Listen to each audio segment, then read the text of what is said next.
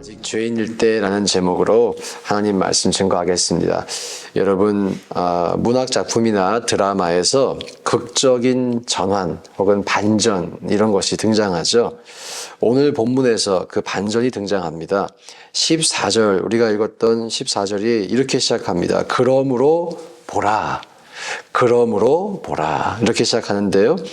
어제 13절까지 우리가 읽었죠. 바로 이 앞에 나오는 13절을 보시면 어떤 말씀이 있냐면 내가 벌을 주리라 라는 말씀이 있습니다.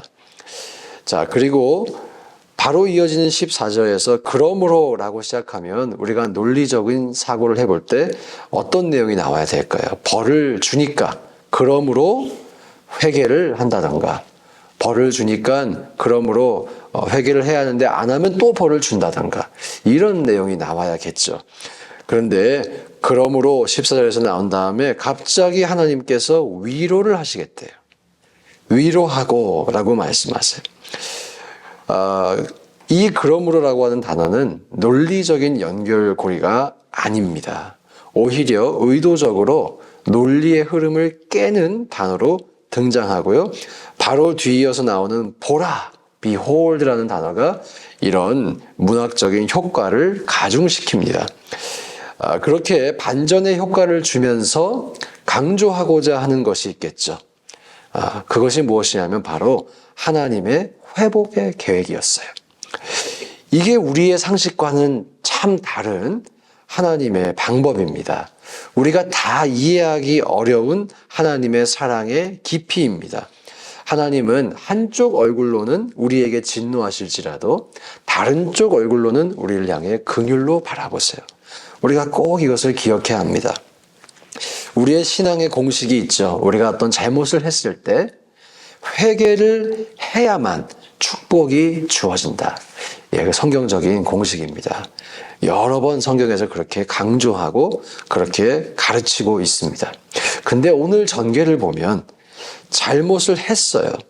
그래서 심판을 할 것이라고 말씀하세요. 그리고 아직 회개하지 않았습니다. 그런데 하나님께서 타일르세요. 그리고 위로하세요. 회복을 먼저 약속해 주세요. 패를 다 까는 것입니다. 15절에 보면 거기서 비로소 그의 포도원을 그에게 주고 아골 골짜기로 소망의 문을 삼아 주리니, 이런 말씀이 있어요. 다시 포도원을 회복시켜 주겠다. 소망을 회복시켜 주겠다. 자, 신앙의 공식이 변한 것이 아닙니다. 회개가 필요하지 않다는 것이 아닙니다. 여전히 우리가 회개해야 하겠죠.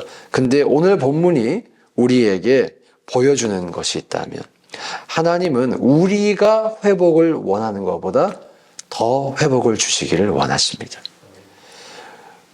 우리가 빨리 회복되기 원하는 것보다 우리를 더 빨리 회복시켜 주시기 원하시고요. 더 많이 회복시켜 주시기 원하십니다. 이 본문의 내용과 가장 맞닿아 있는 신약성경의 구절이 있다면 로마서 5장 8절의 말씀 같아요. 우리가 아직 죄인 되었을 때에 그리스도께서 우리를 위하여 죽으심으로 하나님께서 우리에 대한 자기의 무엇을 확정하셨어요? 사랑을 확정하셨느니라. 아직 회개하지도 않았는데, 아직 심판을 받지도 않았는데 하나님이 회복을 주시고 싶어 하시는 것이죠. 우리가 아직 죄인일 때 하나님께서 우리에 대한 사랑을 확증하셨습니다. 이것이 복음입니다. 우리가 여전히 죄인인데 하나님이 우리를 사랑해 주시기로 결정한 것, 이것이 복음이에요. 율법주의 혹은 종교는 이렇게 말합니다. 사랑을 받으려면 너가 완전해야 돼. 너가 이것을 해야지, 그래야만 자격을 갖추고 사랑할 수 있어. 이것이 세상의 종교예요. 하지만 복음은 분명히 말씀합니다. 우리가 아직 죄인일 때, 자격이 없을 때 하나님이 우리를 사랑하시기로 작정하셨다. 그리고 오늘 본문에 정말 우리의 마음을 저미는 구절이 등장해요. 19절과 20절 함께 읽어보겠습니다. 시작. 내가 내게 장가들어 영원히 살되 공의와 정의와 은총과 긍휼이 여김으로 내게 장가들며 진실함으로 내게 장가들리니 내가 여호와를 알리라. 하나님께서 우리에게 장가를 오시겠다 하시는 거예요. 결혼을 하시겠다. 자, 그런데 여기서도 너에게 장가 들리니 그때 네가 여호와를 알리라 라고 하시잖아요. 원래 이 순서가 바뀌어야 됩니다. 너가 내가 누군지를 알면, 회개하면, 돌아오면, 신부의 자격을 갖추면 그때 내가 너와 결혼해 줄게. 이게 우리가 아는 상식적인 순서죠. 그러나 하나님께서 진실함으로 너에게 장가들겠다. 영원히 살겠다. 영원히 살겠다. 그래서 너가 여호와를 알리라. 내가 이렇게 너를 사랑해서, 끝까지 너를 사랑해서 너가 나를 알게 해줄게. 우리가 마음이 앞서간다 이런 표현을 종종 쓰죠. 내가 그거 꼭 할 거야. 그거 반드시 할 거야. 목적지를 먼저 찍어두고 그 일을 반드시 하겠다. 이렇게 할 때 마음이 앞서간다 혹은 맹세한다 그렇게 표현합니다. 오늘 이 말씀이 선포가 될 때 아직 이스라엘에 심판도 임하지 않았어요. 거룩하신 하나님은 반드시 죄에 대해서 심판을 하셔야만 합니다. 그것이 하나님의 속성이기 때문이죠.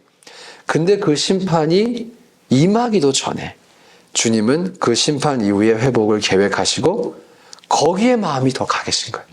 마음이 급하신 거예요. 거기에. 사랑하는 여러분, 우리가 이 본문을 읽으며 하나님의 사랑을 확신할 수 있기를 소망합니다. 이 사랑으로 마음이 뜨거워져야 돼요. 변화된 삶을 살기로 결단을 해야 돼요. 저는 개인적으로 이번 주 이 본문을 묵상하고 설교를 준비하면서 설교를 준비하다 말고 눈물이 나서 한참을 울다가 다시 설교를 준비하고 한참을 기도하다가 다시 이렇게 묵상을 하게 됐어요. 또 개인적으로 하나님께 너무 이 사랑에 감격스러워서 감격해서 감동되어서 감사하기도 했지만 또 참 죄송했어요. 하나님께서 이렇게 오래 참으셨는데 나의 인생에 대해서도 얼마나 오래 참으셨는가. 그리고 오래 참으시면서 나로 인해서 얼마나 마음이 아프셨을까. 하나님께서 인류의 역사 속에서, 교회의 역사 속에서 정말 반복되는 그 죄의 패턴을 보시면서 얼마나 오래 참으셨고 또 얼마나 마음이 아프셨을까. 저는 지금까지 기도할 때 목사임에도 불구하고 주님, 왜 제 마음을 몰라주세요? 이런 기도를 많이 했던 것 같아요. 그렇게 좀 투정하기도 했던 것 같아요.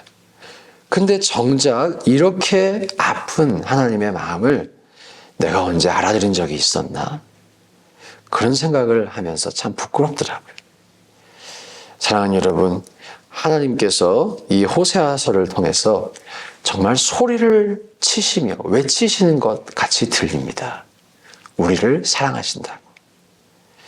우리가 이 사랑의 고백을 듣기를 원합니다.